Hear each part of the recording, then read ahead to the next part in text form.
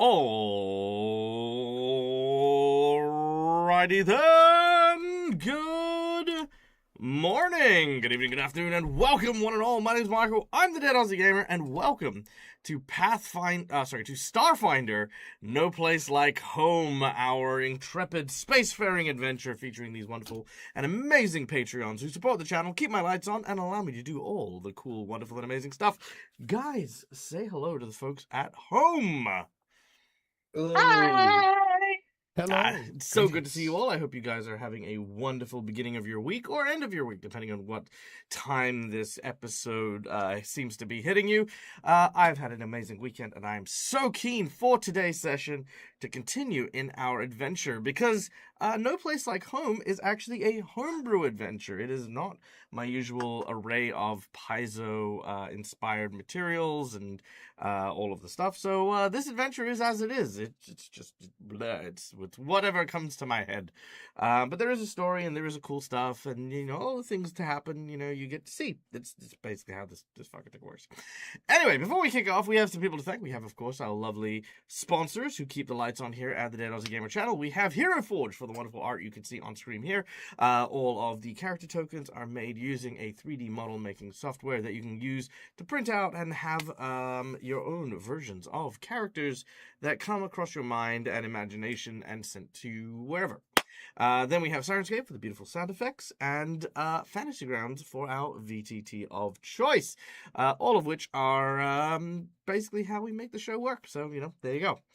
But of course, it is not just the tools and the bells and the whistles that do this. This, of course, these episodes are made possible by the efforts of our lovely Patreons, who not only support the channel, but serve as the vehicle to drive ourselves through the narrative, playing the role of Captain Gareth of the crew of the Morning Phoenix. Is that what we called our ship? Yep. Nice. Yes. We have, of course, none other than Cookie Mon Steve. G'day, Cookie. Yeah, I can't hear a single word you're saying, but it's you look very enthusiastic. That's because I'm coming off the tail end of a cold and my nose was running and I had to blow. Well, you better go catch it. I did. That's why I disappeared and came back. Oh, fair. Then, of course, playing the role of the medical officer and bioscientist of our group, a Kasathan-raised human named Eloin, is played by our lovely and amazing friend, Cass. Hi, Cass. Hi, Dag. How are you? I'm well, thank you. How are you? I'm okay. I'm here. Yeah. You're here? Nice. Then, following up this crew in the engineering room with computer sciences and repairing of the various robotic systems within the ship, we have the haunted robot Mercutio, played by our dear friend Korshift, aka Marcus. Hello. Hello. How are you? I am excited to play. Hell yeah, I love that. And following which, we have, of course, speaking of excitable, we have our Skittermander soldier, a warrior from the Vesk Empire who is on the run and found a newfound family among the crew. We have Medellin, played by our dear friend Votaria. Hello, Doug, and everyone else in chat. Hi, how are you, Votaria? I had a nap, so I'm really awake and doing well. Nice, love that. Now, not appearing in today's episode is, of course, our friend Syl, who would otherwise be playing our pilot, June 30, an android VOD gamer. But yeah, they're kind of still new to the life of a free runner and just kind of like vibing, you know, like they're good vibes and things, and very quickly learning about the seedy, dark underbelly of places like Absalom Station. So there's that too. And last but not least, playing the role of the scrapper, warrior, and of course, also I guess like first mate / repair person aboard the vessel is Carlina, the Patra, played by our dear friend Malakisa. Hi, Mally. Hi, Doug. How are you? Are you doing good? I am doing good. I had the ice apocalypse last weekend, which took my power out, and now I have a snow apocalypse this weekend. It's very exciting. Nice. But I have power. Yay! You have power, which is good. It's always good to have power. It's good. But our power grid may go down at 4 a.m. That's fair. Well, hopefully it'll last throughout the rest of the show. But before we kick off, of course, we want to thank one last person. That is our lovely audience members. Guys, thank you for being here. Thank you for watching. We love having you guys be able to share in our adventure. And as part of that, we give you a whole bunch of ways for you to influence the game and do some cool stuff. We have, of course, a number of channel point rewards that you guys can claim. Inspiration, Wandering Monsters, Wandering Bosses, Divine Intervention, Divine Healing, etc., etc., etc. All this cool stuff is available at the touch of a button, and you earn points just by watching the show. So I mean, hey, that's the thing. Also, subscribers, you do earn channel points twice as quickly. So if you want a few more extra rewards and the like, hey, consider throwing in a subscription. You know, there's tons of shows and stuff, and there's always people to mess with. Then of course we have our monetary donations, all of which go towards the DAG survival check, which of course covers all my overheads, all of the subscriptions, all the new books, all the cool things. So yeah, that is our DAG survival check for the month. And if you want to help us with that, we have a bunch of rewards for the monetary donations you see here. We have red marks for my players and purple marks for me. These red marks are hero points and the purple marks are jinx points. Hero points can be used to stave off death, petition the DM for stuff that isn't in the rules, and roll with advantage. Jinx points can be used to counteract hero points, make bad guys roll with advantage, or complicate things ever so slightly. For $10, I will draw from one of two things. Either I will draw from my deck of plot twists, which is a bunch of random narrative prompts that I will not only draw randomly, but then insert into the session while we play, thus providing my inspirational improv skills with this game. But the other reward is a appropriate draw from the roll and playbook. Basically what I will do is I will find an appropriate time within the game in order to turn to said book, find a random encounter, a random item, a random thing, a random place, and I will instigate it in. Now bear in mind, last time, just because I was being nice, I allowed someone to pick a page from the book. That will not happen, just FYI, because that's not how this book functions. But I was just being nice to the person because the person was very nice about it, so that's it. Now, we then have a $20 donation for the natural 20, which of course is a coveted natural 20 because sometimes shit just needs to work, and a crit will make shit work for the most part. Unless it's something they're going to crit fumble in, then it just makes them regular fail, and that's not a good time. Then, of course, for $50, we have two potential rewards. We have either a draw from the Harrow deck, which is a fortune-telling deck. That, of course, gives us a prophecy associated with a particular card, and if our heroes fulfill or go to the opposite of that prophecy, they will receive a boon, a magic item, or a secret fighting art from the creature inside the card. In addition, for 3 games, they will receive a 1d4 boost to whichever statistic that card represents. This is the trumpet, which has the shield, which means constitution checks will receive a plus 1d4 for 3 sessions. So that's how that works. Alternatively, if you hate my players, you can always use a boss buff, making any encounter more difficult, changing the parameters of victory, or complicating things so my players have a even more difficult fight ahead of them. So there you go as well.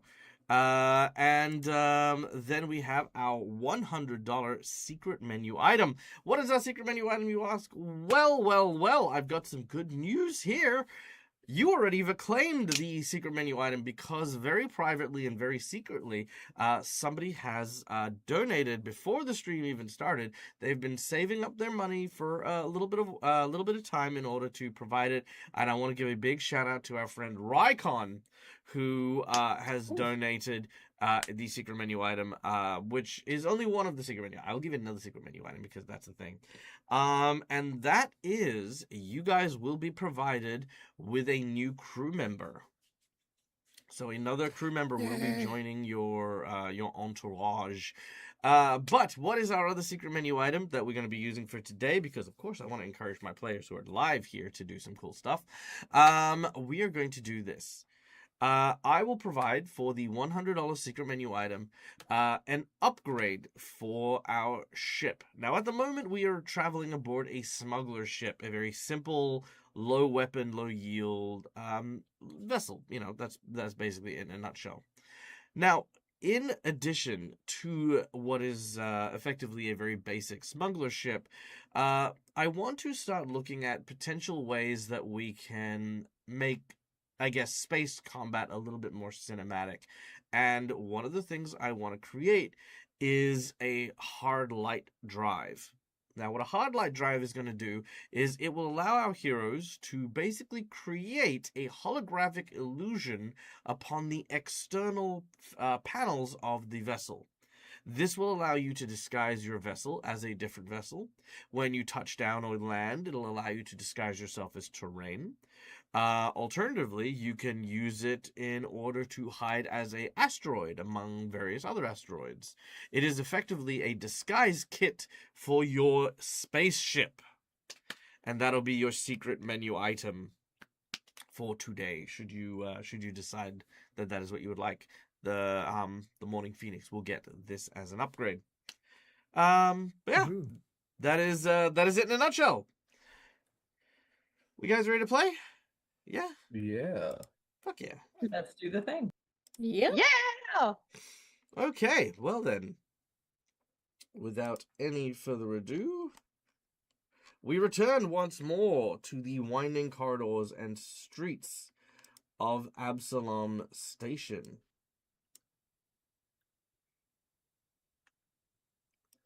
Our heroes, when last we left them, were fighting in the Grand Arena, a place that was kind of like a fight club that was held by Simon Ratchet, one of the Ratchet family's, spokespeople, whatever you want to call them. They're the people in charge of the various criminal enterprises. The Fight Club enterprise was this individual's, and due to some misunderstandings, Mama Ratchet had recruited Gareth and the crew to fight. Ooh, that's spooky, but not what I wanted. Hold on one second. Sorry, one moment.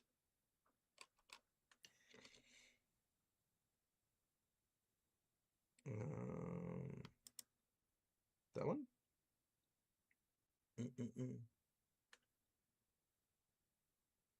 Let's try this one. How's it sound?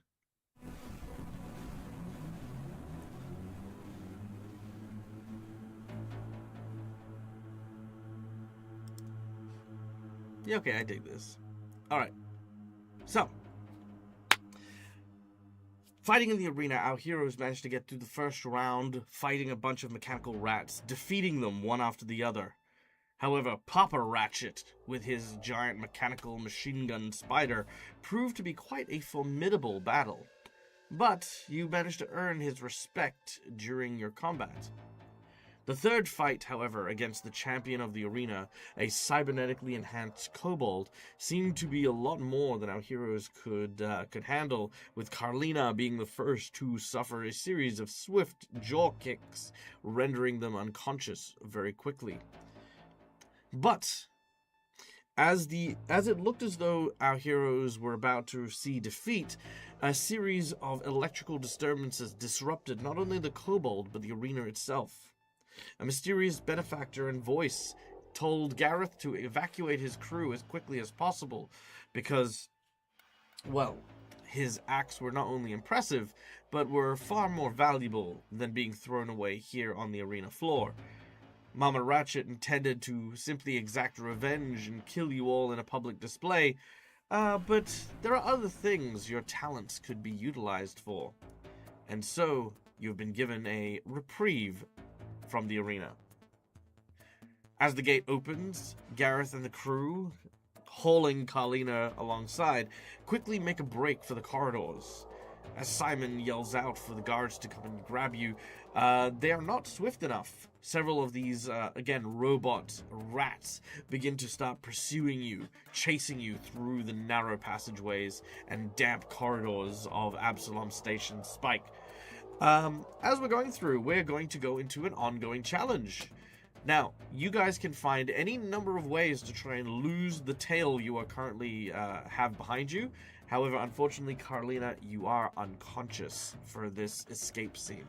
So, if anyone else has something they would like to do, you may do so now.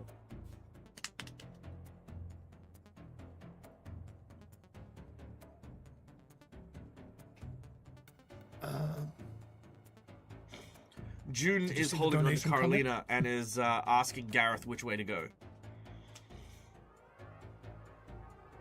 We're gonna head for the ship, but up.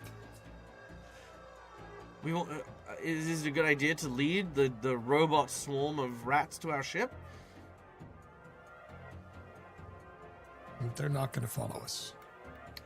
She looks behind you. You hear them scratching, mere meters behind where you are.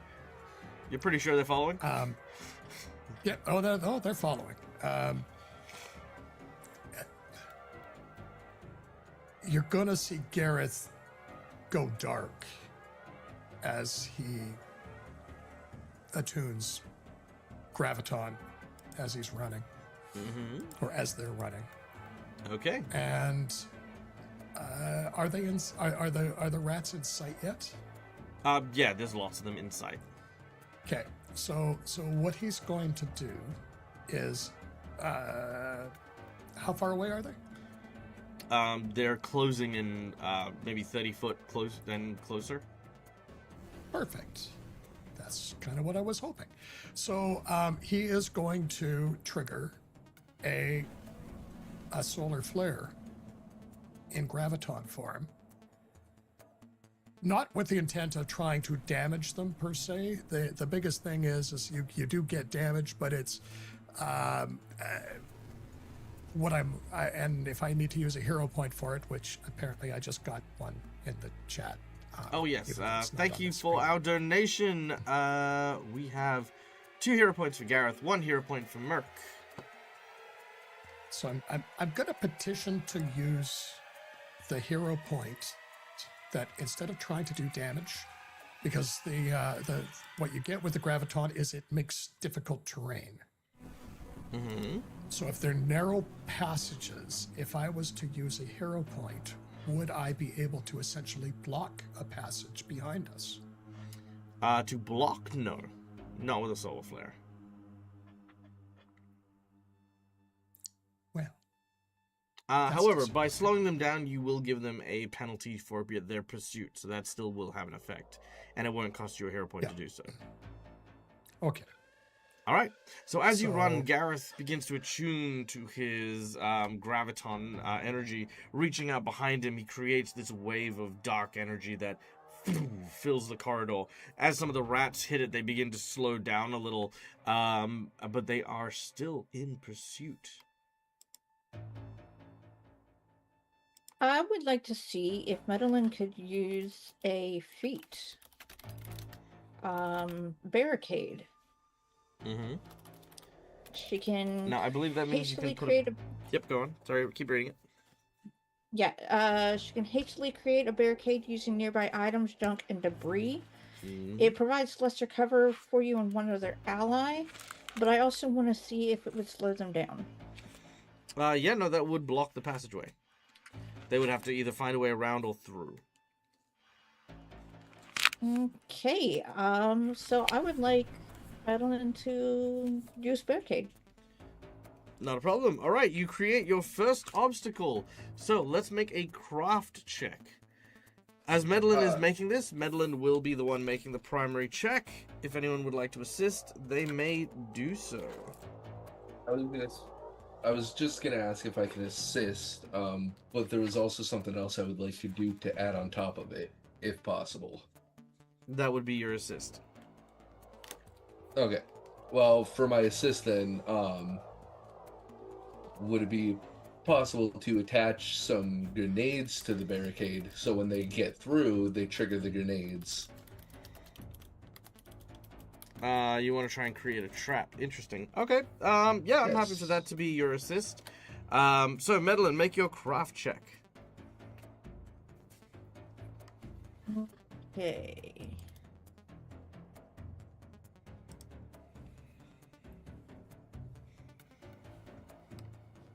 Check something first here.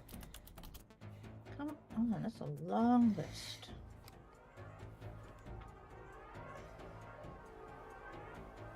Okay. It's at the top, under C for crafting.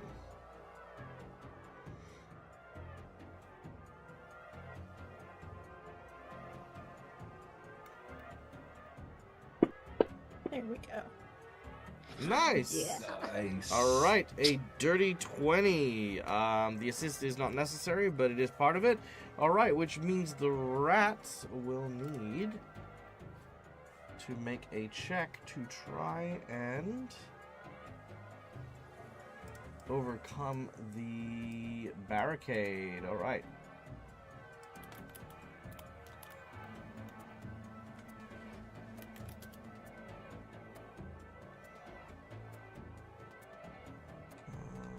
Let's see, where is it?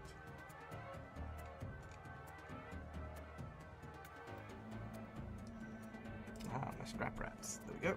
Okay.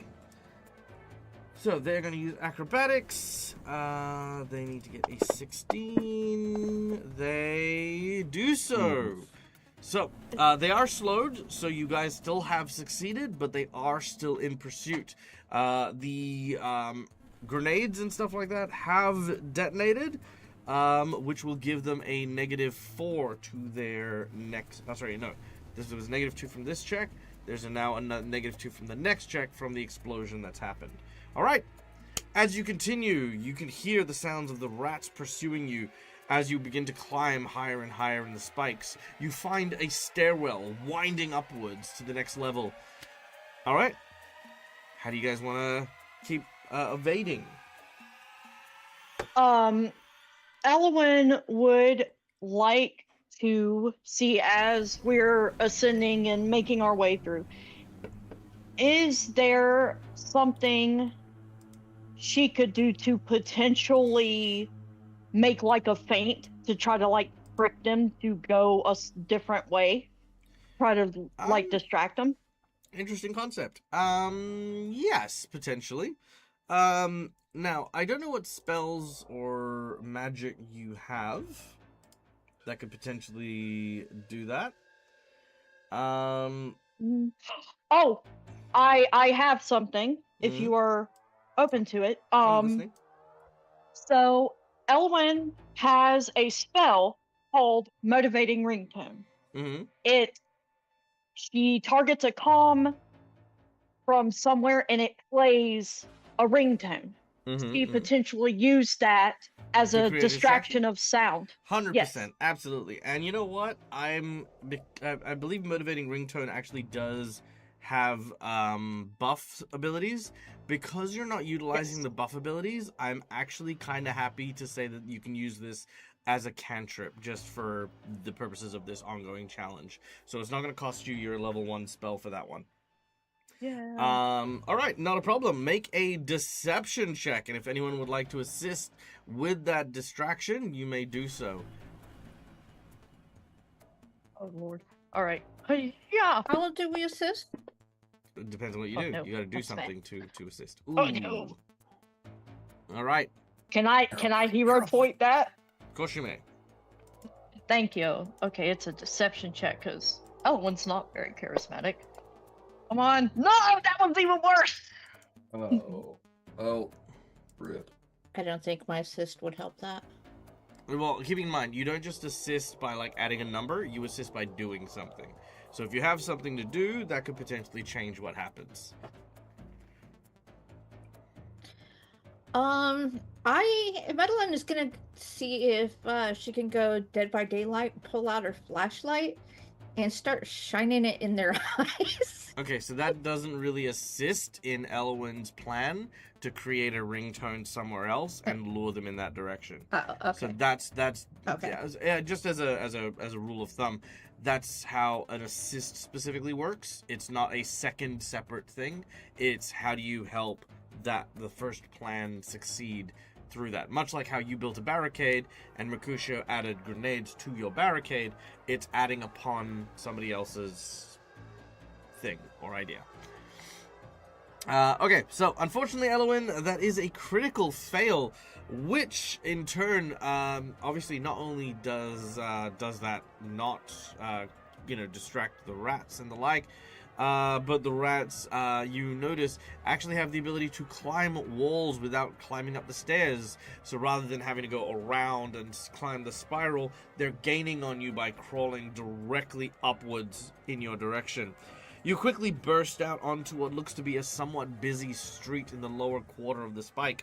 As you kind of push and barge your way through the streets, the rats do not seem to be perturbed at all, with people screaming and shouting and scattering in different directions as the swarm continues to follow. Alright, you have 1 success so far and 1 failure. I need 2 more successes for you to escape, or 2 more failures for you to get caught. So who's next?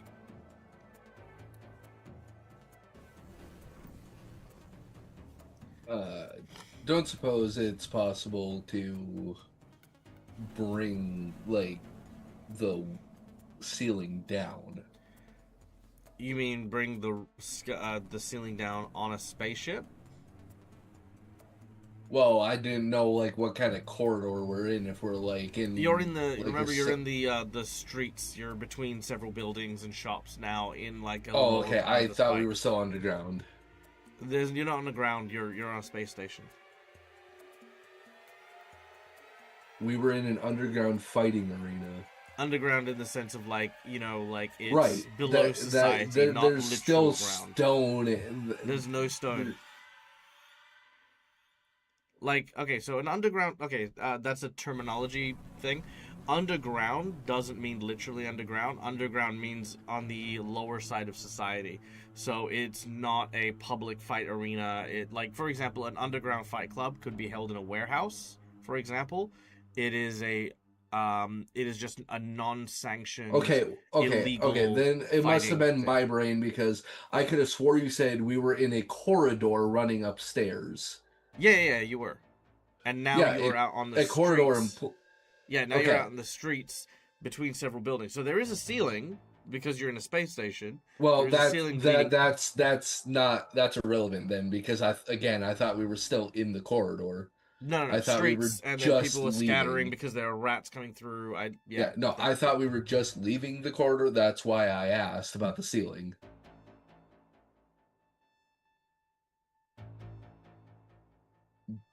It's pointless if I can't do what I wanted to do. Yeah, I know. Yeah. So what? Yeah, I mean, it's still an open question. You're still being chased by rats through the streets on this floor of the station.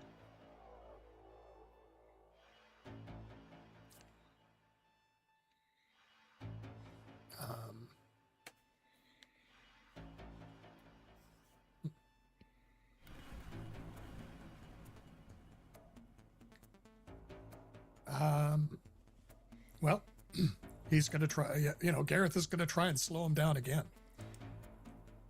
Okay. With another thank you, solar Raikon. flare. I would like to ask if anyone who hasn't done something yet would like to do something before we go back to someone who's already had a turn.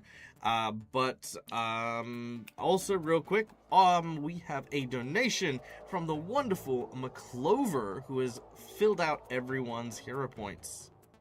And I'm also, as a service, also Yay. filling out June's hero points as well.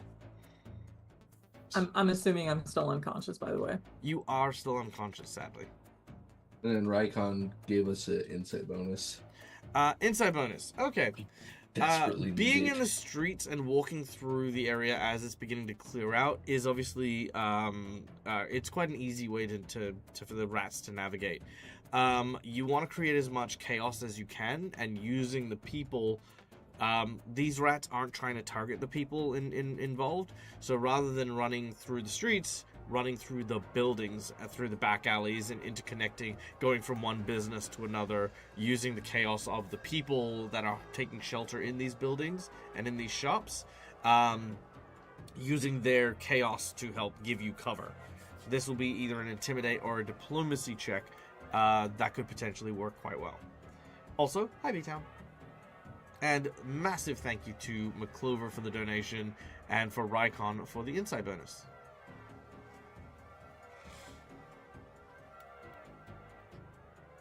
Yeah. Elowen, do you have... Well, everyone's done something except Carlina. So, I mean, the other thing, too, would be to try and get Carlina on her feet. Carlina's being dragged by June. You do not have time to do... You do not have time to tend to her medically while running. If you stop for a moment, they will descend upon you. Okay.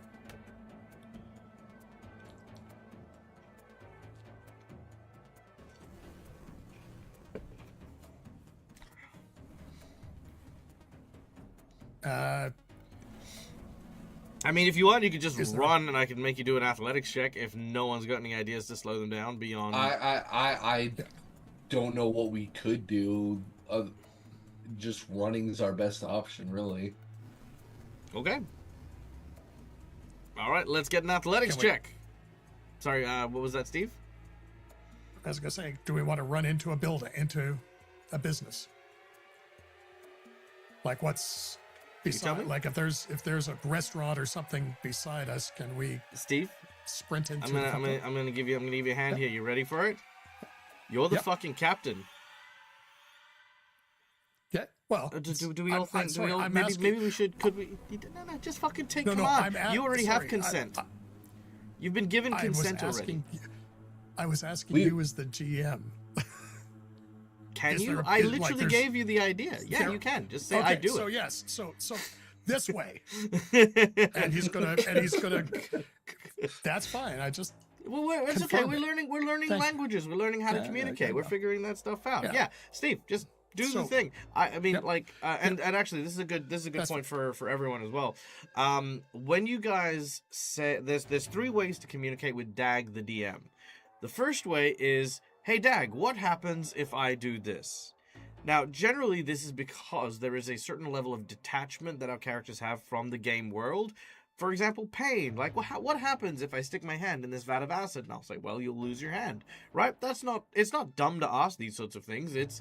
I can't perceive it because I don't know what acid is like in this world, or I don't know what this object is, or how to access the internet. You know, whatever millions of things you want to ask, you can ask, hey, what would happen if this? Now, if you're asking for the results of a roll, for example, hey, what happens if I try to shoot him, right? I'd be like, I don't know, you have to shoot him and find out, because, you know, you wouldn't have that knowledge until you actually shoot them, right? So the number one is asking what happens if blar, okay? The second is when you ask the world. So you're not asking Dag what would happen, you're asking the world what would happen. So for example, I go, hey, is there any barbers, you know, like places where they cut hair and do stuff like that? Oh, cool. Now you're asking about specific bits of the world. Now, obviously, until you ask the question, the barbershop doesn't exist. But I might go, yeah, sure, there's a barbershop right there. So this is you writing and creating with me by presenting an option, okay? The third way, and this is the most important one, is I do X. Now, I do X is a commitment. It's a decision. There is no backtracking, and I don't like wishy-washy language of like, what would happen if I do this? Because I'm not going to interpret that as you doing anything, right? Until you say, I do blar, you don't do blah.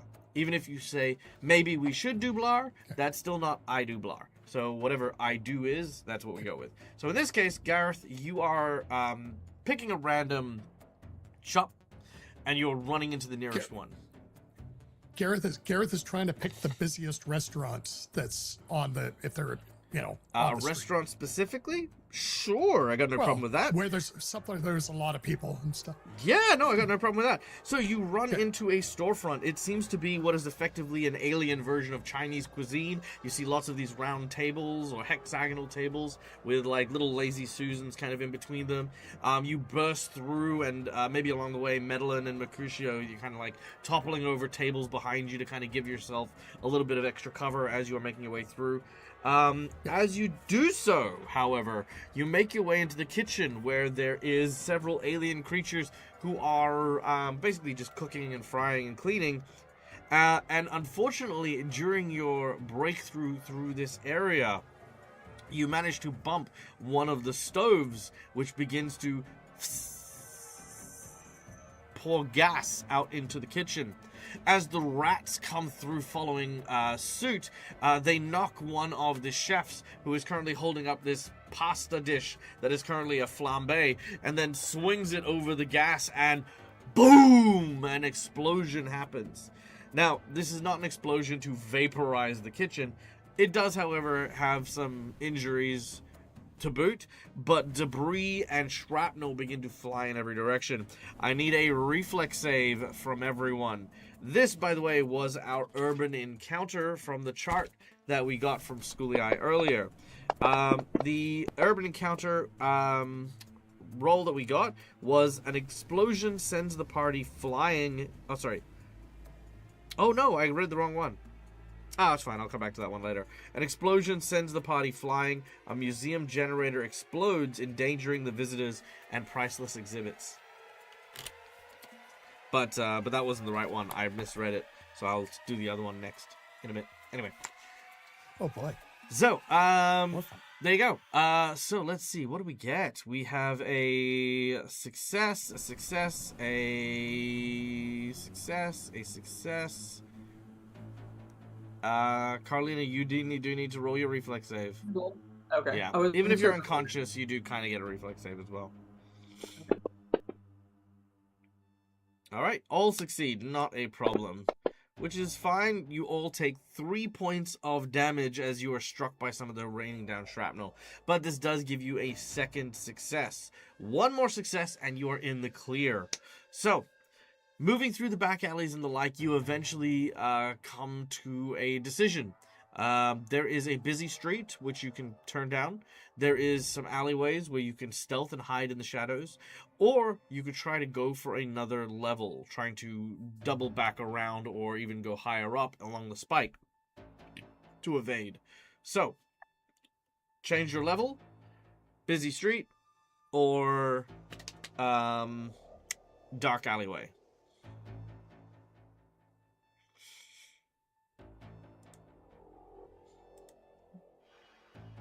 Captain, I think going through the crowd's our best option at this point.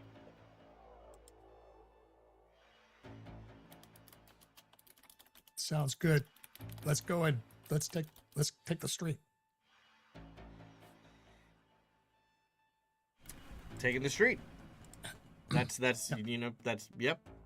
Yes. Language. We're going to run into the streets. Close. Gareth is going to run into the street. So what was that? Captain, would it be effective if we split up just a little bit and try to divert their attention between us all? I don't want to split yet. Horrible idea. If there's a chance for June to get Carlina to dodge, that's fine. But just let's just get into this street and try and lose them in the crowd.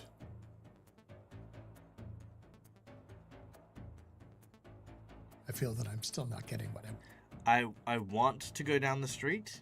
I want to go down the streets. Let's go down this. I said let's go down the street. That's you telling everyone let's go down the street. That's Yes. you offering a suggestion. Yep, cool. That was an order. I'm going down the you've, street. You've given the order. And he's going down the street. Bingo! There it There you is. go. I did say that. You said I want to go down the street. No, I also said that I go down into Oh, did the you? street. Oh, I must have missed that. Sorry, my apologies. That's okay. Okay. That's- Yeah. Quick Okay. question, Yes. quick question, just to see if I can, Yep. do something here. Mhm. Are there any like big signs, or like, are the buildings like thick, if that makes sense? Building be thick, yo. like they're not I love like it. Okay. they're not just flimsy okay. metal plates. I can't believe I'm doing a second PSA today. This is great. I love this. Okay, so the second PSA. I cannot read your mind. It's a great benefactor. Looking and asking for piecemeal ingredients for a plan I'm unaware of makes it very difficult for me to say yes or no to things, because obviously, like the plan itself I'm sure is there. But if you tell me the plan from the get-go, I can give you the pieces you require to execute the plan, rather than step by step, slowly spoon dripping tons of stuff into it. So if Mercutio were to say, tell me, my plan is to use a grenade to blow up some heavy object that may be like a sign or something like that onto the rats behind us, I can then adjust and give everything needed for that. But if I'm asked, is the building thick, that's a lot harder for me to answer. No. Okay. What Mercutio wants to do is fire his weapon at something so bullets don't hit people and scare everybody to cause more panic so the rats have an even harder time. Sure. You don't even need to hit anything. You can just shoot up into the air. That's, What comes up must come down. They will come down on somebody. He does not Do you want to take have that an risk. analog pistol? No, he has Then what goes up certainly does not come down. He's got an analog machine gun. Do you? Well, okay, sure. Okay. then yes, then yes, the bullets will go up and then come down. But Yes. again, they will likely just hit the ceiling or hit several buildings and stuff like that. So, Okay. so I can see what you're saying here and understand now. See, eventually we come now to the conclusion of, are the buildings thick? Mercutio is analyzing the thickness of the walls so we can decide which wall is appropriate to shoot his machine gun in. For buildings I haven't created yet, Again, Yes. it's a thing. Easier to say, can Mercutio just fire, avoiding hitting people in order to try and incite panic? Yes, absolutely. Easily done. Make an intimidation check. Okay. Come on. After all that, please roll. It's good. Decent. It's good. This is again, and also new tables. We learn how to Fuck yeah. communicate, and we're kind of working on stuff like that too, which is always awesome. All right, that is our third. Sorry, that is no, because we critically failed. So now we have the success here. So as you fired in, there are lots of people moving in the way of the rats. The rats are struggling to move past and get a good scan on where everyone is going. This is now the perfect chance for Gareth and the team as they make their way into the dark side alleyways to make a stealth check. Oh, no. So I need a stealth check from everyone, please. Do I have to? Mm-hmm. Asking the big bulky metal man to do a stealth. That's a 10. That's my second nat 20 of the night, and it's only on checks. But still, I'm very excited. All right, if anyone has anything that they would like to do to add it, or if anyone wants to use hero points, let's go through. I would like to hero Let's point, start please. with Medellin.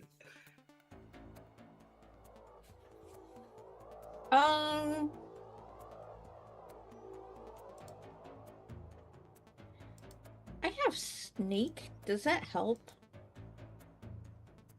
As in the skill? Yeah. That's what we're doing. Under stealth?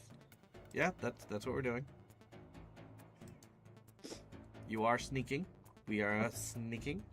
You have rolled a 5. Would you like to use a hero point to roll again? Yes, I think I will. Okay, not a problem. Have another roll.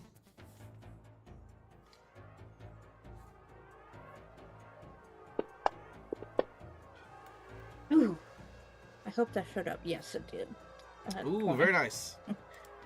Now, keeping in mind, you don't need to use it under activities. You can just use it under your skills, if you would like as well. But a natural 20, nonetheless, is a very good turnaround. Okay. Then, who's next? Gareth a success. Elowin's a critically success. Well, with both Elowin and Medellin now both landing a critical success, they can assist both Mercutio and Carlina, forcing their failures into successes, because they were neither of them were a critical failure. So, so yeah, well done. Thank God. So, as you, yes, Gareth? Sorry, this is Steve asking. Cass, did you roll 2 nat 20s in a row? On my reflex save and my stealth save. I don't know if it counts for checks. I can get you to roll a natural 20. You can kill any member of the party if you like. Okay, No. just check. I mean, you were about to escape. I was just excited. Okay, well that's Just fine. excited. It's fine. It's good. I'm glad you're excited. Do you want to roll it anyway, just for posterity, to see if you would get it? I can't give you I can't give you anything for it because you're not really, you're at the end of an encounter. Yeah. The encounter's over, but Nope.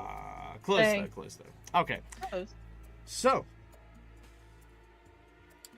as you duck into the alleyway, the rats begin to scurry past. You watch as they stop and they kind of eyeball the corridor you're in, but then they keep moving. There is no sign of them after a short period of time. And you have managed to dodge them, for now at least. That is when, all of a sudden, from above, a drone shines a light upon you. You hear a voice. You got any change?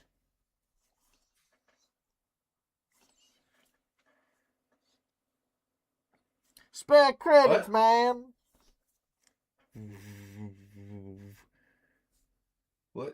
What's going on? There's a drone. It's demanding your credits. At this point in time, the light and the noise seems to be drawing attention to the alley. It's like, Come on, man. Just a little bit. I just need something to help tide me over. The drone begins to fly a little closer. Gareth will flip him whatever the smallest thing he's got in his pocket is for. Oh, it's cred stick. So you basically have a cred stick with all of your money on it. You go there and you type in however much credit you want to be given. Give him a credit. 1 credit? Shoot. Is that all I get? Come on, you can That's do all better you than get, that. man. No, I can't. Make a diplomacy check. You hear the sounds of the rats getting closer.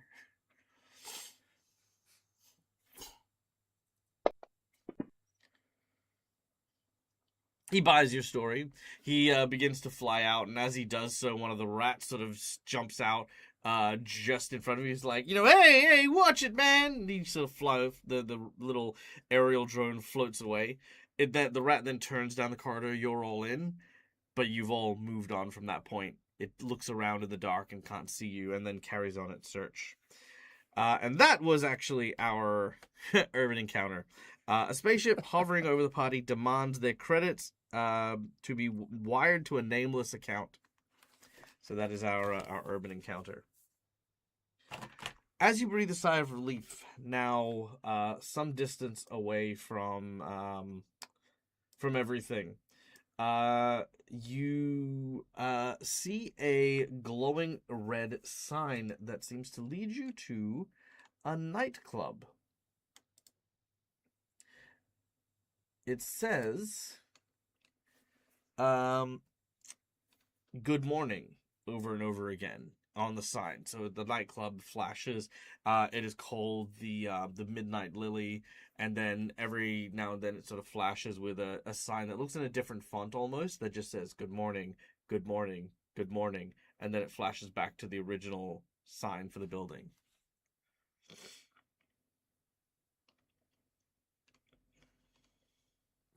Why is it saying good morning? Gareth would like to take a moment to get Carlina back on her feet. In the streets? As they're, well, I mean, it's... You're in a dank and dark alleyway. We're in a dank and dark alleyway. Well, battle medicine is battle medicine. You're not in battle. Well, okay, fine. Then that's a very good point. Why is it saying? What time is it? According to global clocks, it's about 7 p.m. Actually, no, it'd be later than that. It'd be about 10 p.m. Why is it saying good morning?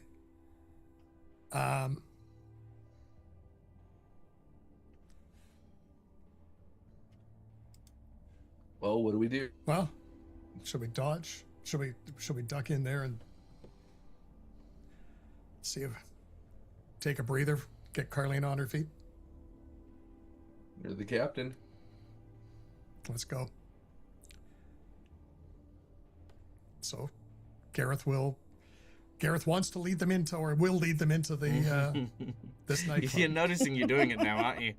You're Yeah, now becoming so acutely aware of it, and yeah, no, it's a thing. Okay, very well.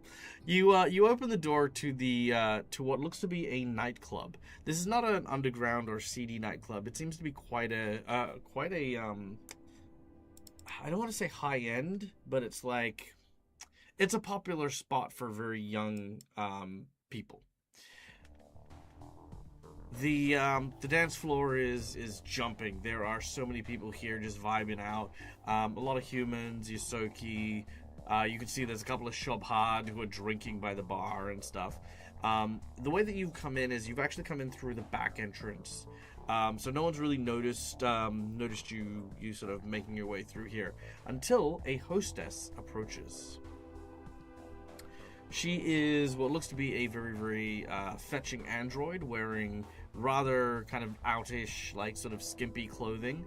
They are very androgynous, very effeminate figure with also some very masculine features like muscle definitions and tones and stuff.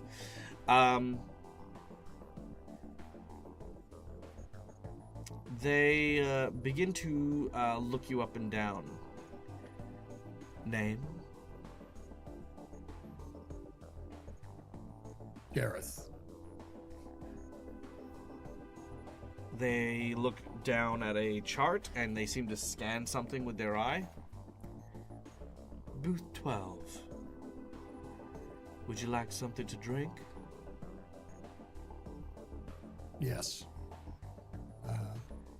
What's the house special? He says, Diasporan decanter. What's the price on it? She says it is 50 credits a bottle. It's quite a large bottle. Yeah.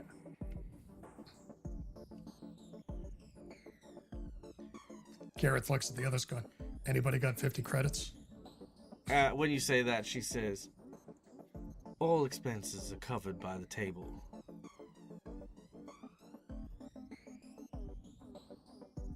We'll take a bottle of that, and can you show us to the table? She does so.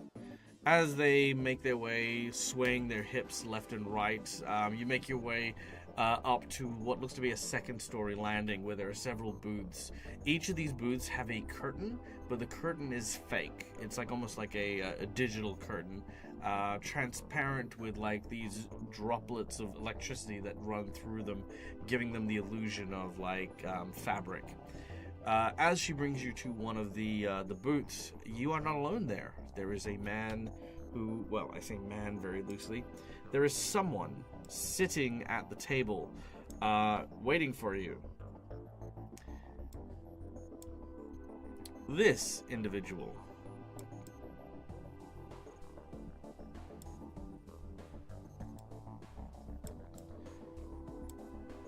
let me just put this here.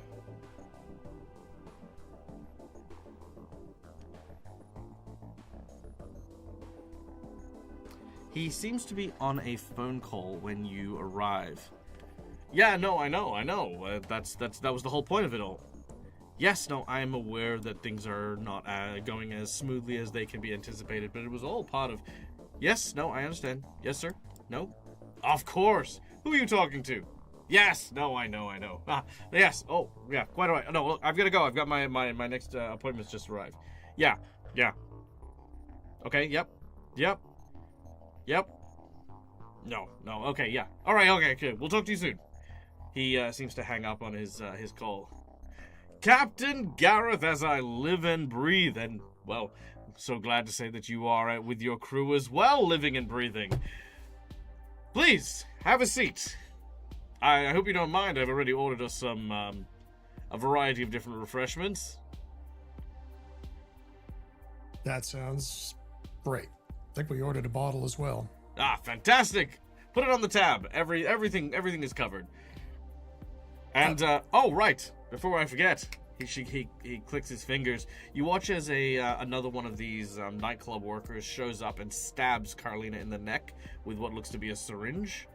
Jun is very surprised, like, "Hey!" And Carlina, you heal. You heal 10 hit points. Do I wake and up? regain consciousness. What? Where are we? Where's the hamster? War hamster. What? Huh? We'll fill you in later. Well, please make yourselves at home. I know that you are a little bit, perhaps, what's the word? Perhaps a little frazzled after your Fight Club endeavors. I know, we're not supposed to talk about Fight Club, but, hey! What's, if something's not worth talking about, it's not worth doing, am I right? Is everyone okay? I think you're right. Everyone is injured to some degree. That's Carlina asking the group. I know, I'm telling you what you see. Okay. Everyone is injured to some degree. There was, of course, the explosion from earlier, but also your injuries from the fight are still persistent as well.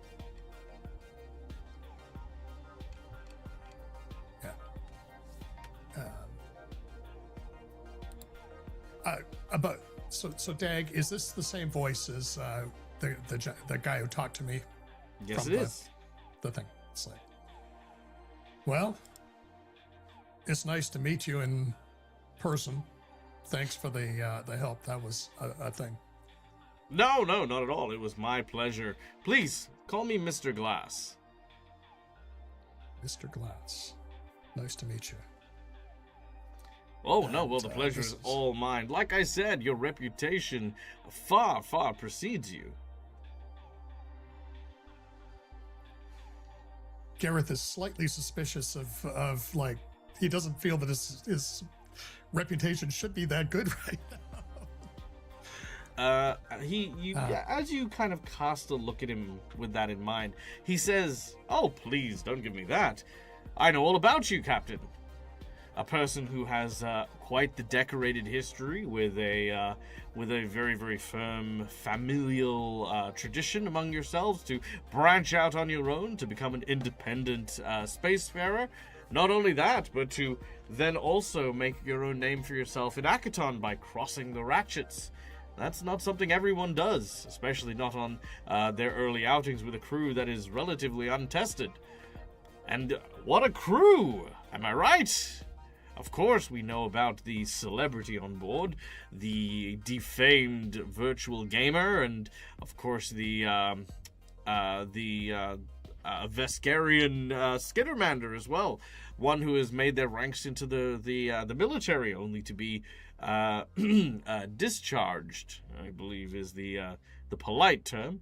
And of course a Edaran envoy on their temperance, no less.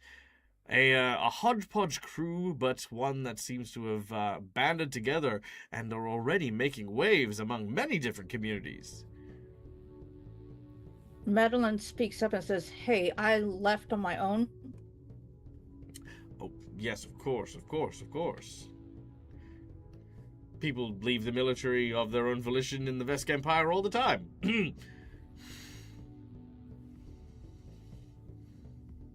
Merc's That just one's thinking to reaction. himself. Yeah, that's also not the case. It's basically like, you're born on a Vesk warship, you die on a Vesk warship, and anything less is dishonor. Well, Medlin would know no one leaves the Vesk army. If you do, it's usually like something bad's happened or something bad is about to happen.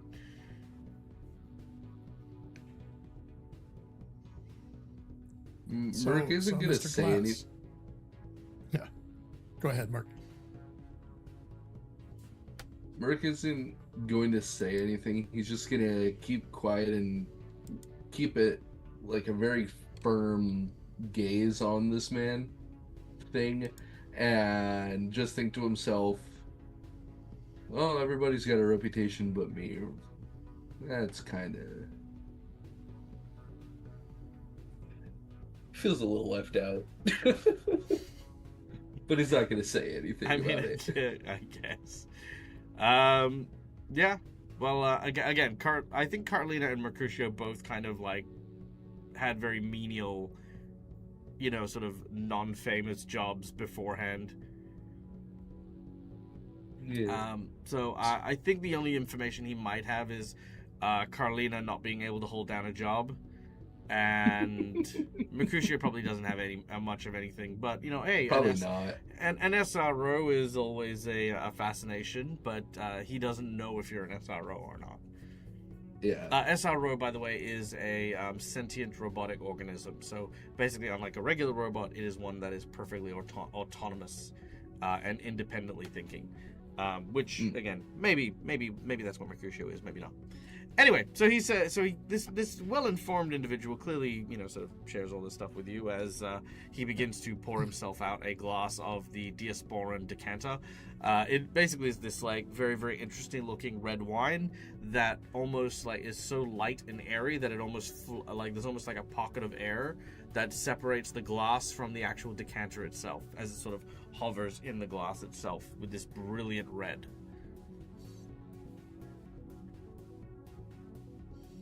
So, go ahead, Steve. Sorry.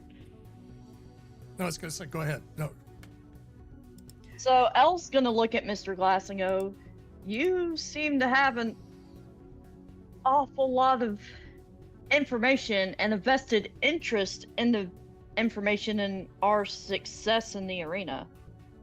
And she's gonna, once he's done pouring out his drink, she's gonna not do like a full glass, but like a little itty bitty bit of a glass, and just take a sip just to try it. Sure. It is actually quite good. A very strong, bitter, but robust flavor that washes over your mouth and fills it with this like it's not a grape or a fruit of any kind, but like almost like it's basically this fungus that grows on the asteroid belts of the Diaspora. So it's a very earthy kind of very deep flavor. Also very, very nicely fermented. So like, reasonably alcoholic. Probably no. Think kind of like along the lines of Guinness more than anything else. Like,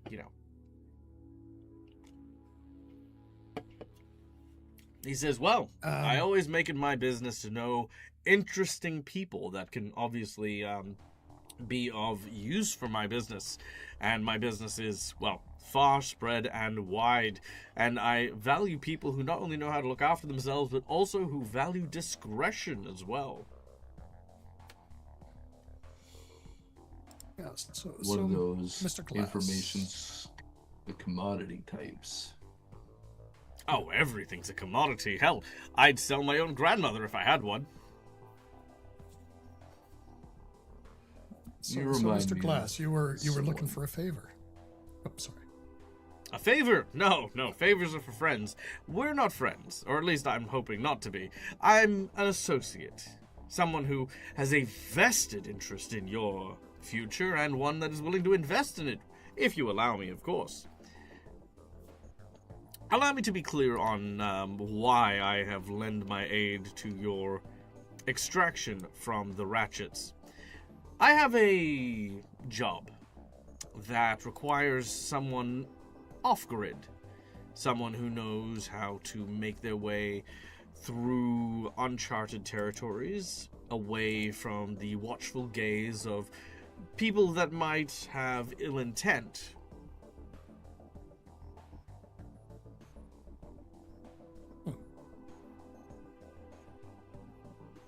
And what's the nature of the job? Straight to the point. I like this. All right, allow me. You watch as he creates like this clipboard out of like nothing. You realize that you remember how I mentioned the curtain was like this electric kind of sheet.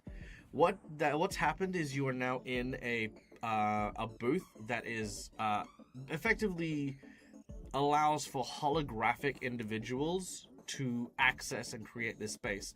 Mr. Glass is a real person, but he is not here. This is a hard light hologram of Mr. Glass, which is why he has no features or anything like that. Likely he is somewhere else enjoying more or less the same thing here, and this is the avatar that is communicating with you. When he picks up the clipboard and it appears in his hand, wherever Mr. Glass is, he has just picked up a real clipboard, and you're being displayed the same thing. So He it's swipes... almost like the holodeck from Star Trek almost. Kinda. A little bit different in the sense that it is a two-way thing, so there's an identical booth somewhere else. Right. Okay. So he swipes his hand, and as he does so, he shows up what looks to be a very, very intricate-looking NDA, which is a non-disclosure agreement. He requires, he says, now, if I do tell you about the job, you will need to sign this, regardless of if you take the job or not. The penalty for having breached this contract is a little more severe than you may be accustomed, but I assure you, the reward is all the sweeter. I'd read that thing close, Captain. Who knows what kind of devil's bargain it could be. Oh, well, I mean, I'll give you guys an opportunity to quote unquote read it. But the short of it is if you mention it and it is discovered that you have leaked the information or the nature of the mission provided, or revealed the identity of your association with Mr. Glass in any way, shape, or form, effectively you go into a crippling 7 billion credit debt for a yet undisclosed company, which will be the ones that will co-sign the this order here.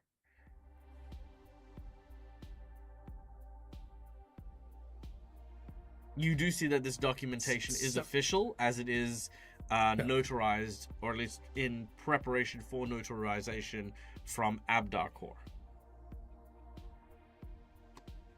Abdar Corps, great. The lawyers. Well,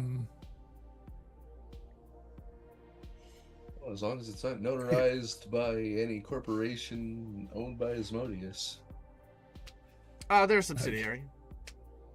Yeah. Captain, I have a feeling Berg that spots that son of a bitch. Captain, I have a feeling that whatever they want us to do, we're not going to want to brag about anyway. A very observant point. Yes, indeed.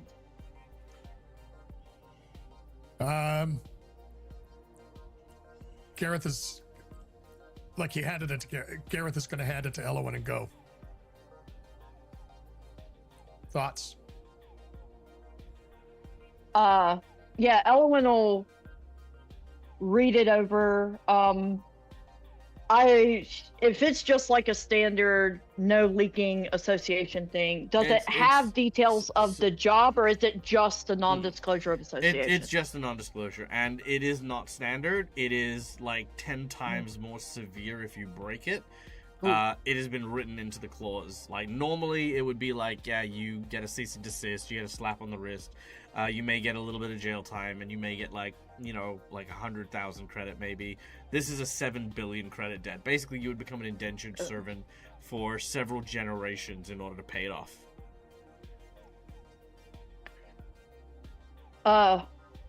She will look that over, hand the clipboard back to Gareth.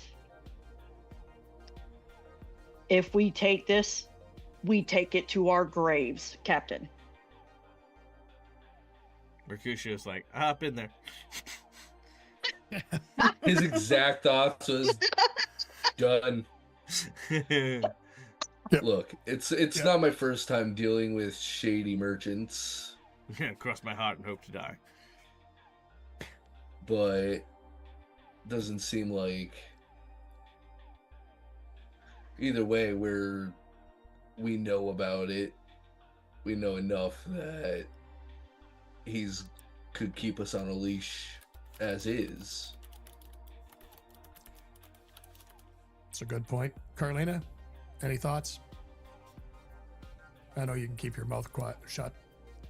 I mean, we don't talk Forever. about anything to anyone anyway, but this seems a little over the top, Captain. It's definitely over the top. But he did get us out alive, and we were not going to get out of that last point alive. I don't really remember most of that, so I'm gonna take your word for that. Yeah. I trust your judgment. Yeah. Carlina was hit so hard, there's no memory of it whatsoever. A little bit of CTE there. Yeah, just, Yep. is your brain supposed to bruise? I don't know if Mally gonna look at you. saw the episode, but basically he did 3 roundhouse kicks to your temple to knock you out. Yeah. So yeah, That is plausible. He turned into a Beyblade. he turned, effectively because his lower body, because he was a robot, wasn't attached by the hip, so he just rotated it and went whack whack whack, and then it was just Carlina down. Nice. So yeah, it makes perfect sense. So it's like, I don't remember what happens or why I can only smell toast, but I think we we would have been fine. He's gonna look at June and say, this is it. You can either leave now or you're there. I'll be right back. Jun says, I'll follow your lead. This is too exciting for me to give up on right now. Okay. So Gareth will sign the NDA. All of you will need to. And hand it Yeah, I hand it to around. Elwyn. Cool. Yep. Elwyn? Elwyn signs the NDA.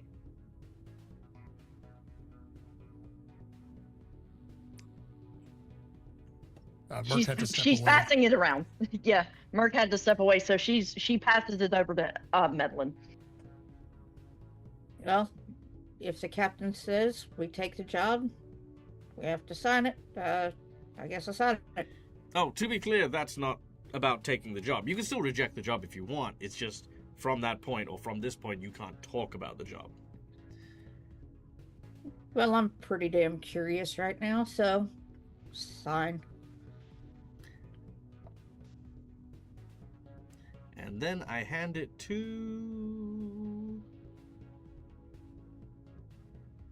Then I hand the documentation to... Oh,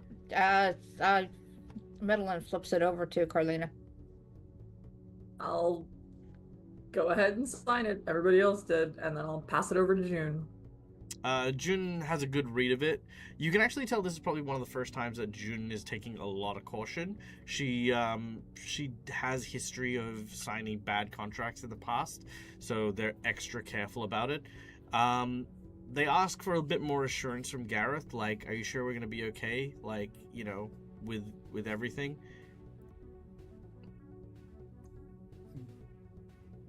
Gareth there's no guarantees in life, but I think it's worth checking. Okay. She nods and then reluctantly but confidently signs as well. And I presume then handing it to Mercutio will do the same. Because Mercutio had to step away. Okay. He takes the document and it disappears in his hand. He says, "Excellent, wonderful. It's great to know that you're all on board. So, the task is simple. We have a series of very delicate acquisition agreements with a variety of different individuals here along the Pact Worlds as well as near space. Now, recently we have come into the information that a derelict vessel is up for salvaging rights because they have made it to the borders of near space, meaning that by the time any salvage crew is able to go and acquire anything from said derelict vessel, it will be in the vast. Any ships in the vast are thus labeled unclaimed regardless of who may or may not have them. It is part of the Pact World treaties that we have with a variety of different empires and the like. Boring, not important stuff. Anywho, our scientists have predicted the rough course in which you guys will need to travel in order to intercept said derelict vessel before it enters the vast. You see, a lot of the more savvy individuals believe themselves to be, well, smart enough to wait on the outskirts of the vast for when the ship eventually arrives and be able to claim the full vessel for its salvage rights. But we have a more firm idea of how to acquire what we need, and that is to go after the ship before it leaves near space. Take what we want and leave. After all, no one cares about salvage rights when free runners or pirates take what they want. What it will require is for you to evade certain law enforcement that are currently protecting the orbit surrounding the ship, and then, of course, take a few things on a list that I will compile. There's a vault within the vessel that we will require. There is several data logs that we would like a copy made of, and of course, more importantly, if we could find out what happened to the vessel. You see, the ship itself was known as the Salvation of Sarenrae. And this vessel has a very mysterious past. You see, a few years ago, it was captained by, let's just say, some noteworthy individuals who all seemed to disappear from aboard the vessel. No survivors, no answers. Everyone simply thought that they had entered the drift and simply crashed, which is why no one had found the ship before. But it had re-emerged 10 years after its disappearance, which of course my fellow associates and my invested individuals found very interesting. And we wish to send our own team to go and acquire things from that ship.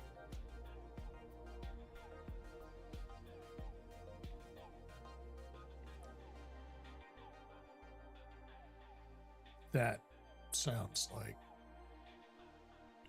something we can do. Small ship.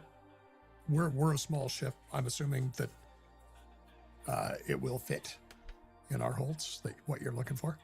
Well, no, sadly not. But I already have someone who is making a few modifications to your vessel to allow for transportation of the vault. Don't worry, perfectly superfluous and able to be undone.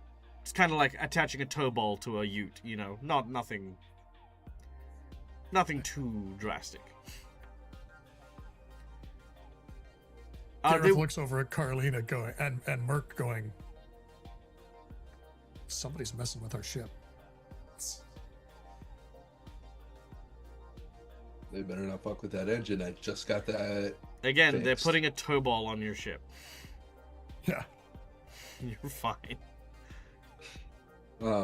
It's along the same vein, if I were to describe it in modern context, of someone changing your window wipers without asking. It's like, I mean, yeah, okay. So I had to step away for a minute. Did he mention how much we're gonna get paid? He has not mentioned payment yet, no. Mert's going to cross his arms, and the skull animation in the hologram is gonna kind of give like a furrowed brow look. You don't have eyebrows. Yeah, but it's a hologram. It can bend and shift. Grow eyebrows. No, but it can still bend and shift. Like the bone where the brow is raises up, like, questioningly. That it can do that. If anime skeletons I'm messing with you, Marcus. I know. Okay. Anyway, he goes, that sounds all well and good, but with something this with this much secrecy involved, what's the pay going to be like? Well, should you acquire the data chips that I require, that is to say the data from the computer system and the logs to discover what happened to the crew, you will receive a total of...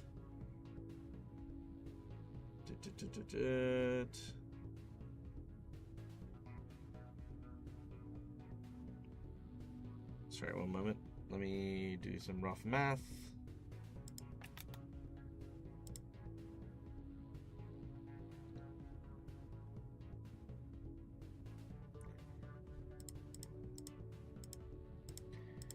You'll receive 4,500 credits. That is Each? just that. No, that is just for the data, and that is for your crew. We don't pay you individually. We pay you for the crew. Now, in addition, if you do manage to acquire the vault, we will provide you with an additional...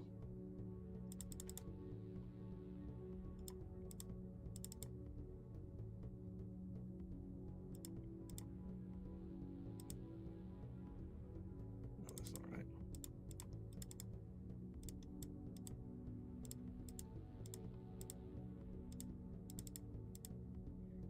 An additional 5,000 credits just for the vault.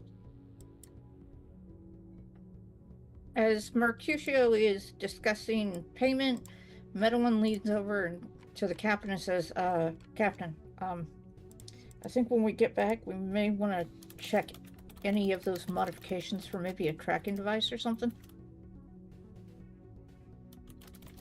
Gareth will just nod at her and go. I'm pretty sure Merc and Carlina will take care of it. Well, I know that they will. Well, So it's a good point, though. And I if assume... you get, and he'll, you know what, he'll even throw in, if you manage to acquire everything, there'll be a 500 credit finder's fee on top of everything, giving you 10k credit in total should you acquire everything.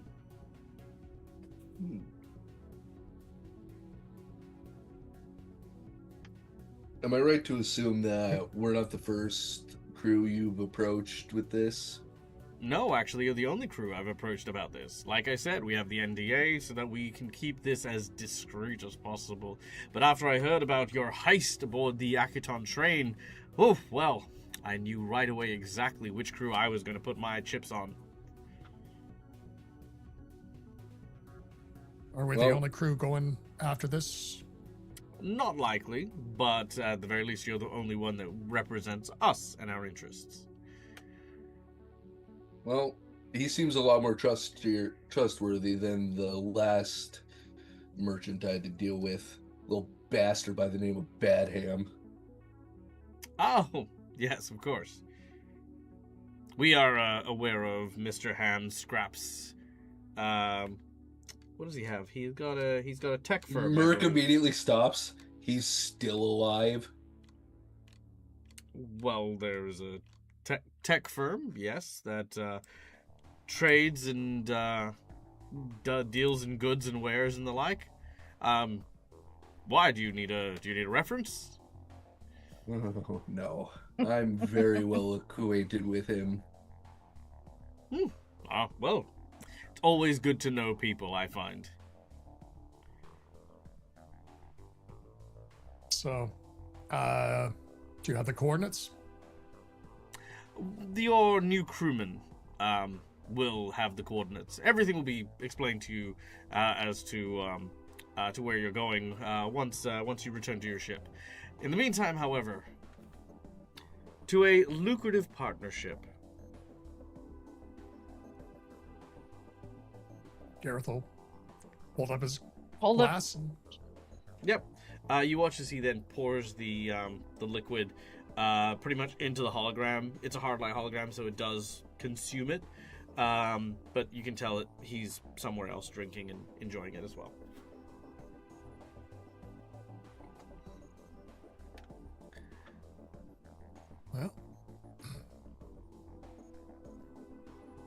Anybody want to rest up more? Shall we head back to the ship? He'll bid you farewell. He'll say Awesome. the table's booked for the evening, so stay, drink, enjoy. Everything's on tab, so don't hold back. And he will say that he's got some other business to attend to, and will deconstruct as he sort of pixelates into small squares and excuses himself from the table. Before he deconstructs, Madeline kind of leans in and says, "Whatever you think you know about why I left the Vesk, no, you don't." He says, "Whatever you think I don't know, understand that the money that I have spent on your crew, it pales into comparison to the amount of resources we have endeavored to make sure that you're the right people for this job. And if I had any doubts or any information that I was unaware of, rest assured this offer would not be on the table. We know what you're capable of, and we know why you have come here. And if we had any doubts in either of these things, well, let's just say that our business is very prosperous for very good reasons." And as he says that, he actually takes off his sunglasses, and you actually see that it's almost like a hollow head, because they haven't got the eyes right. So, you kind of just see an empty thing. But you can tell that he's kind of in the hologram room of wherever he is, he's trying to look you in the eyes. You realize at this point, Madeline, this guy is a businessman, but he gives you the same vibes as the Ratchets. Just a bit more corporate than the, sort of familial, underground, scrappy kind of criminal. This guy is kind of a little worse in a way. He is the person who works within the legal system to, use power and influence to do stuff. Well, I guess discretion is your business. And business is good. Then he will.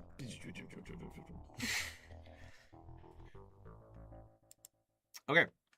Again, you have the table for the evening. You guys can fill Carlina in on the battle. Now, because we only have 10 minutes to go, is there anything pertinent you guys would like to discuss about the job before you go back and meet the other crewmen?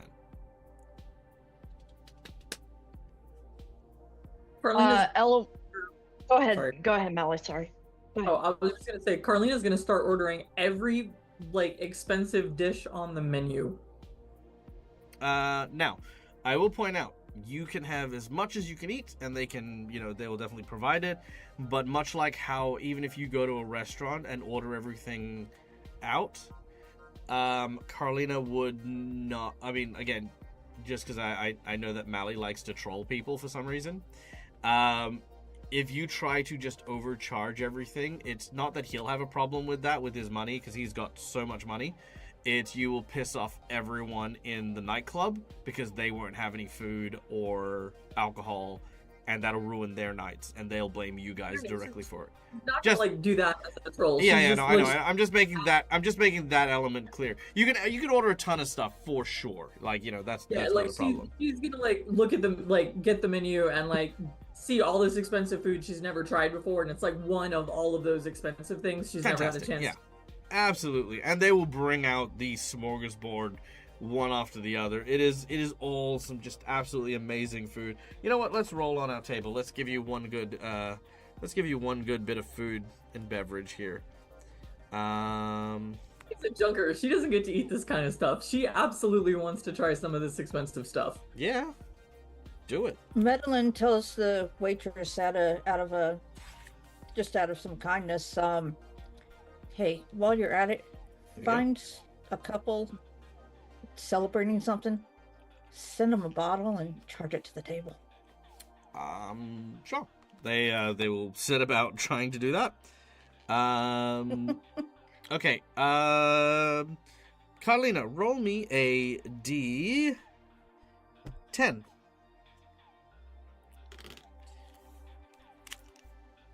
From the food and drinks page, because why not? That's exciting.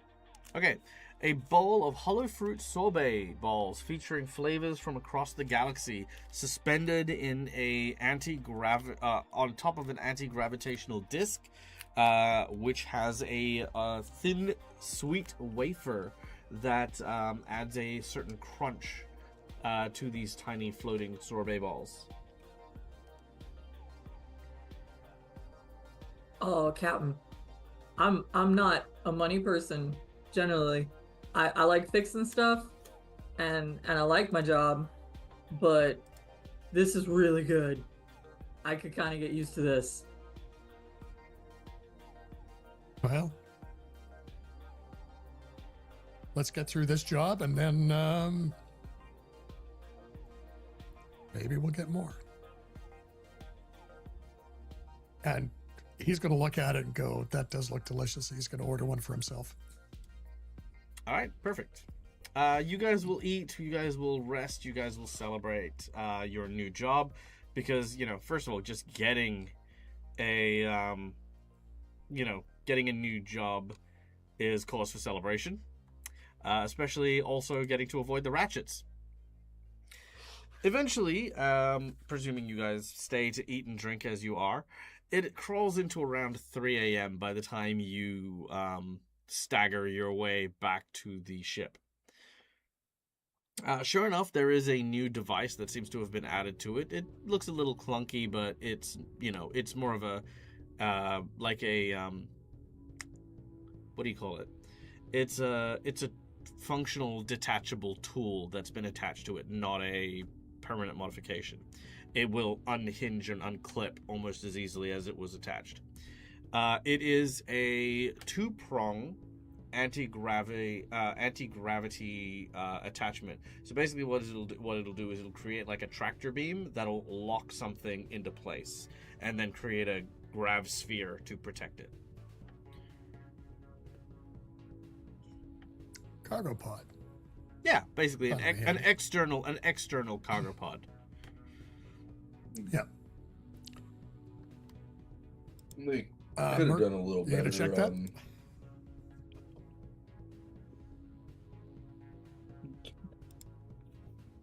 Sorry, I think we talked on each other.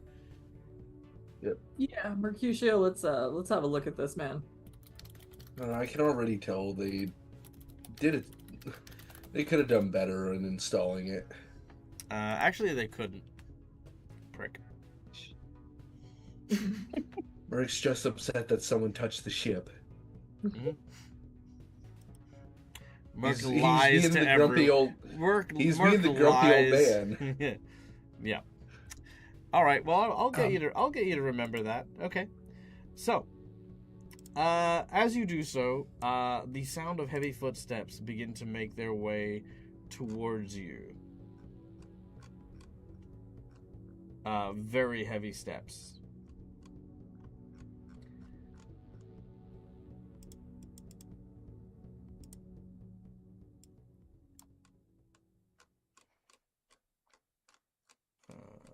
One moment while I...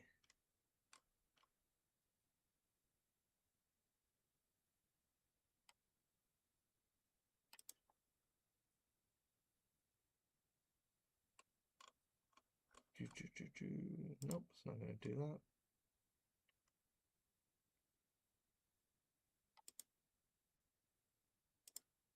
Oh, nothing for there.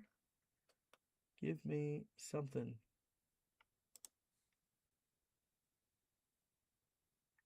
Ooh, but this.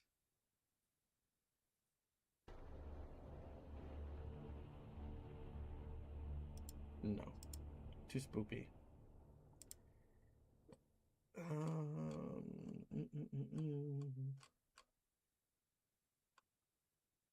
What about this one?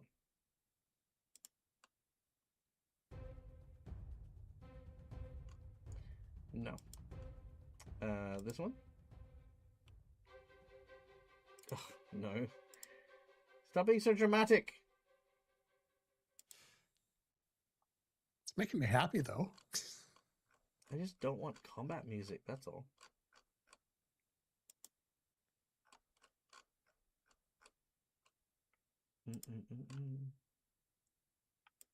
We just need some pipes.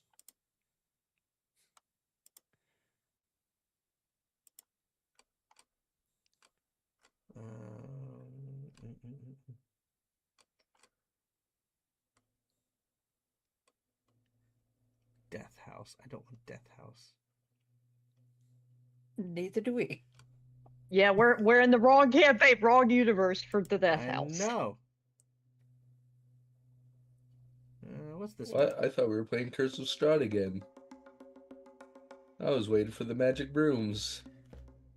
I can work with this. Okay, so as these heavy steps begin to make their way down the gangplank, a figure emerges from the ship as a large robotic hand sort of grabs onto the top of the cargo door, and another to the side as this huge figure steps out.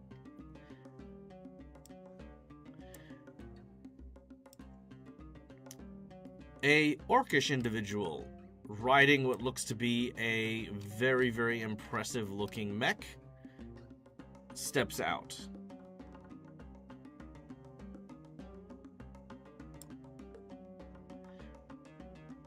As he has like these kind of like glasses on with like a single like sort of like glowing beam cast across it, he kind of looks you up and down. Yo, what's crash? Are you my ride? Medellin looks at him and says, "Nice arms." Thanks. They cost a pretty penny.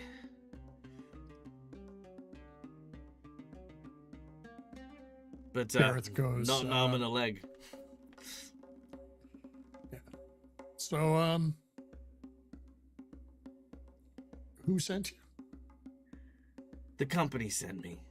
They said that you need directions from where to go, and you might need someone who knows how to get into locked places that may not necessarily be easy to get into. Ah. That's where I come in. After all, I'm quick with my hands, and you watch as the giant robot sort of like starts to almost show you the 360-degree articulation of each of the hands, the fingers. Okay. I'm Gareth. I'm the captain on this ship. What's your name? Folks call me Boyd. Boyd. Now, long story short, this is our secret menu item character that was donated. This is a direct descendant of Boy from Curse of the Crimson Throne. In Starfinder in general, dragons actually became corporations. So there were basically these big, large conglomerates ruled by dragons. So as time and history went on and dragons eventually became corporations and companies and technological developing areas, Boy, who was a dragon slayer, his family became corporate spies and espionage experts, thieves, and people who destabilize and tear apart and slay dragons from their positions of power. He likes nothing more than to tear down one of the dragon corporations. His family's been doing it for years, and hence his name is Boyd. As soon as you said his name, I'm like, okay, it's Boy. Yeah. And that is, of course, courtesy of Rykon. Rykon, thank you so much, my friend. You are very, very missed upon this table, and I hope that I can capture at least some of your presence here with Boyd at the table. But I did notice that we don't have someone on the table who's kind of like a skullduggery, rogue-specific kind of character. So he is taking on that role of, yeah, espionage expert. Excellent. So And he says yes. He says, "My name is Boyd." okay, you know where we're going? Yeah, I know where we're going. The boss man already gave me all the directions I need. But, I gotta say, like, I got a chance to take a look at your ship. If we get into a firefight, you know we're, dead in the water, right?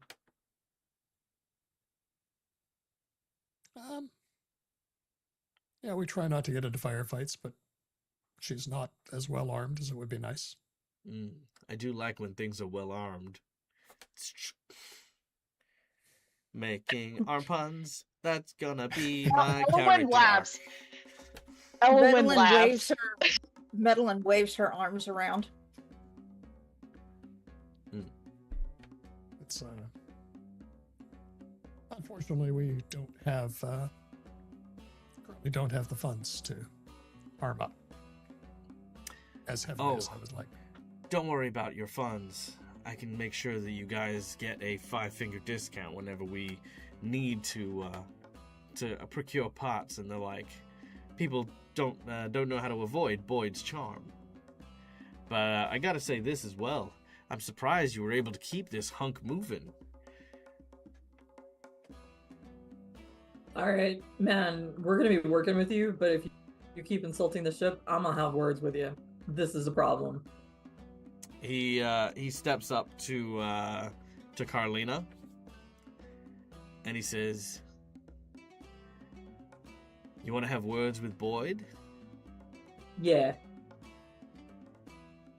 He kind of looks you up and down. He kind of does this whole, like, you know how, like, kid gangsters, not like real gangsters, like, kind of they step up and they square up and they kind of, like, see if you flinch. And then when you don't flinch, he's like, "Respect." Okay, well, let me walk you through your new addition here.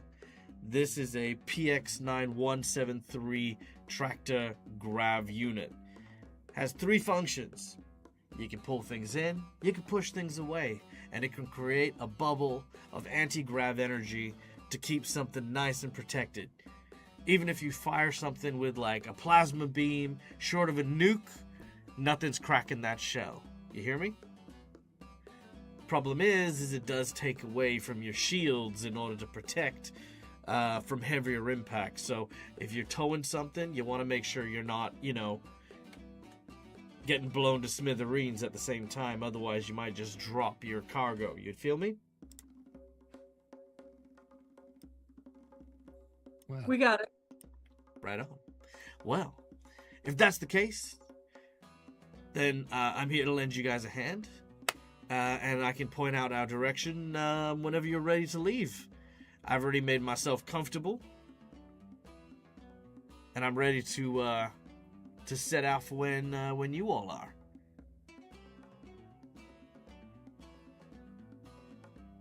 so Merc, Carlina, can you check everything out and get our start prepping to go? June, go see if you can sort out the plot. Madeline, could you go make sure that Boyd is comfortable in his new quarters? Sure thing, Captain. Come on, baby boy. I gotta go with June to and go Elwyn? plug in the coordinates. And don't call me baby. As he clicks his fingers, he'll he does like the whole like the multiple hand snap. All right, now he's gonna go to the front and start prepping the ship. Gareth, you sort of take a big sigh. Carlina, this guy's gonna be trouble, but like I said, between you and Mercutio, he at least he's not a repairman. He's not a person who can fix ships, but he did a decent enough job. So if you need extra hands, literally, you at least have a third body that can know its way around a wrench kind of thing. However, Medellin, as you head inside in order to figure out where Boyd has set himself up, you realize that he has moved into Gareth's room. You can see that there's some like heavy metal, like synth metal posters of like various bands. There's like a wax skull that seems to be lit up with like what looks to be these a variety of like different like very, very leathery outfits that are kind of like placed onto one side. You can see that he's cleared off one of these tables, which is covered in grease and has several like parts for like tinkering with his hands. Little stuff like that. I went to a charging station that's now in the corner of Gareth's room. Medellin starts gathering his stuff and starts sitting it outside the door. Yeah. And comms to Boyd. Hey, baby Boyd. He's not on your When comms. you get done.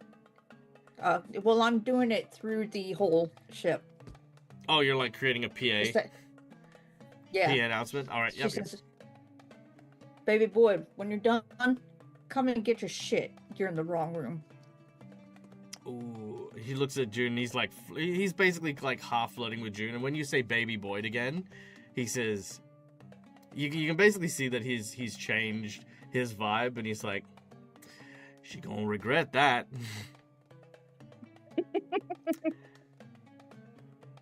Okay.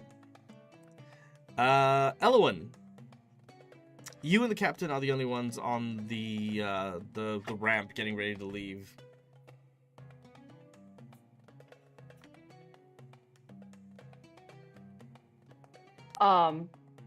As they're walking up, Elwyn's gonna go, Captain, it's late. I just want to make sure. He said copies of the data logs, right? Not the originals? Mm-hmm. That's what he said.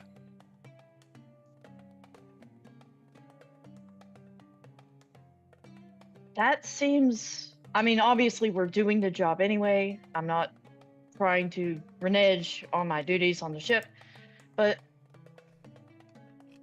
not wanting the originals, if it's that valuable, is interesting. So I'll be keeping an eye on it from that side of things, but otherwise she's gonna gesture up to where Boyd is. Him and Medellin are not gonna get along, I don't think, Captain. That's gonna be rough. And she's just gonna kind of laugh and rub her eyes, because it's like 3 a.m. at this point. She's tired. She's ready to go to hell in bed. Yeah, well, I don't think it's just going to be Medellin, because Carlene is not all that happy with him either. And Merc is probably there, so, and did you get your equipment stowed, like the replacements and things? Yeah, everything. I got everything set up. The med bay is good, but for his mechanical shit, Merc and Carlene will probably have to help me with that, because I don't know how to do all that. Oh, he's not a he's not augmented in any way. This is all that's all just a suit. Okay, my apologies. I thought he was augmented. No, all good. No, he's perfectly fine. He the suit is mostly for like imagine fitting and ship parts to something. He needs that augmented strength, so he wears the suit to kind of like, it's basically, it looks very intimidating, but effectively it is a glorified like forklift. Effectively, that's all it is.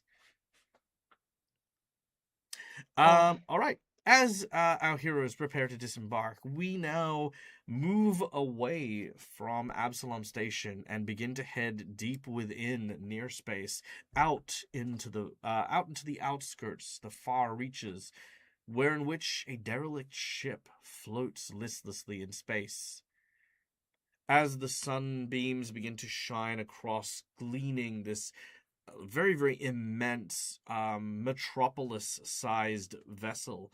A panel, it reads the the salvation of Sarenrae as it scans across, and then a symbol that also reveals itself.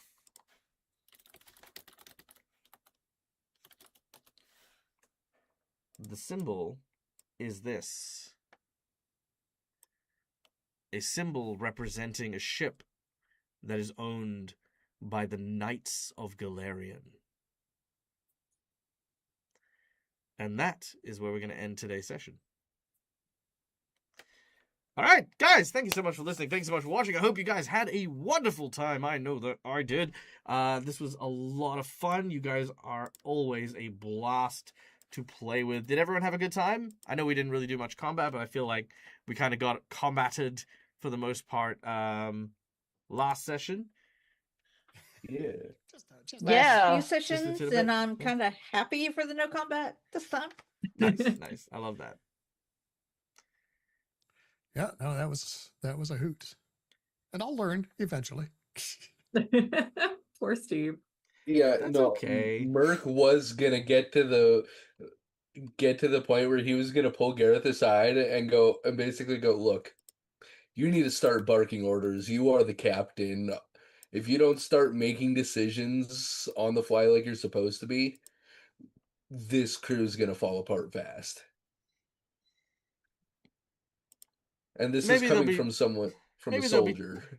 Maybe there'll be time for that at some point or another. But for now, at the very least, you guys are ready to embark on this adventure, which is so cool. So many mysteries, so many things to learn, and our first space voyage is about to begin. I hope you guys have a good time. I know that you guys will... I know you guys are going to have a good time. It's going to be awesome. But, of course, that means we will be back next week when we return for more Starfinder adventures. But in the meantime, guys, my name is Michael. I'm the Dead Aussie Gamer. This is my place. This is my face. You can find it here. When are we back? Wednesday for Season of the Ghost. So stay tuned for that later on. But in the meantime, stay safe. Stay wonderful. Be kind to each other because why the fuck not? It's free. And until we meet again, game hard or die trying. Good night, guys. Bye, Bye. everyone.